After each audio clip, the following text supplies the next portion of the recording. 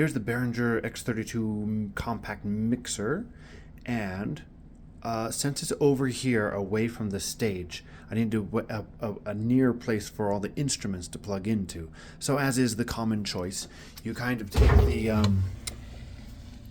this out of here.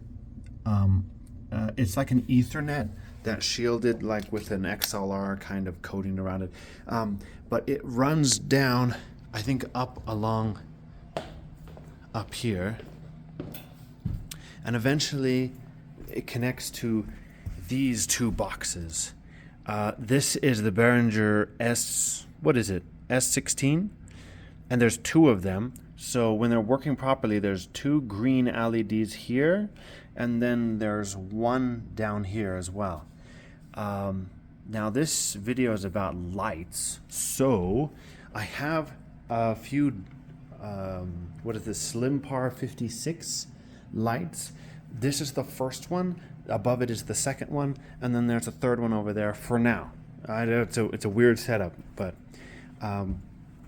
this is the awful Obey 70, and it's over here on the stage. So if I'm over there mixing by the mixing desk, I can't also, like I'm used to, change the lights. I'd have to sneak over here behind here, but then who knows what would happen then. So if I press the 1 and the 2 and the 3 and start to move the RGB, how about all red, and there's all red, and then all green, and then of course all blue.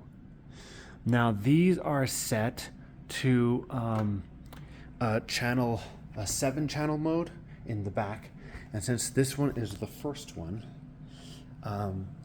it is on D1, and then this one, as you can see on the back here, you just press the menu button until you get to 7-channel, and then the first one you connect to is 1, and then the next one is 33, and I think it's working when you have these little LED lights flashing here.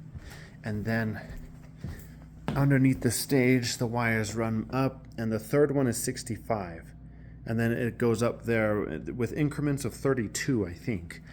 But I'll know when I add more lights, because there's more lights up here, for instance, to add.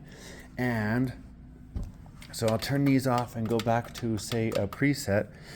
Sorry, I don't know how it works, actually. So let's turn that off and on. Take the blackout off and go back to a scene. There's certain scene programs here, scene 2. I'm able to go through scene 1 through 8, and this will be, like if I press 8, then it'll say scene 8, and that'll change the preset of the lights changing through these scenes. Now, like I say, it's over here, but there is a MIDI in on this controller, which is here. There's also a MIDI looking thing here, but that's for the fog light. So this sticker is upside down, so the near thing is the switch. Then this one must be the fog light, because that one there is the strobe output, and then the power. So the one at the very end here on the sticker is MIDI in, so that means it must be over here, and this is MIDI in here. This is the polarity switch. This is what got me before. I forgot about this switch. It made everything not work. But there's also a MIDI in and out on the back of the Behringer S16. So there's two of them, like I showed at the beginning.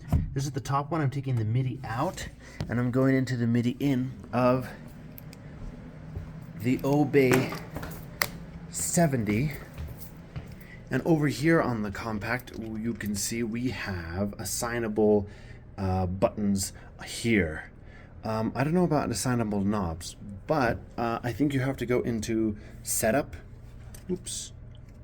Let's and then page over from global to this remote, and scroll down here, and I turned all of these on. I don't know which one is necessary, but this is how mine works. Oh well. This is how it looks anyway. And then we can press the view button on this assign, and it'll change the screen up here. And I'll find where these 4 encoders are, because that could be cool. But for the buttons here, I have them all set to MIDI push. They're all set to MIDI note. Not to be using the control change or program change, but it responds to notes. So all these buttons start from the lowest note on the piano and goes up from there, from reaching 0 to 7, which is 1 to 8.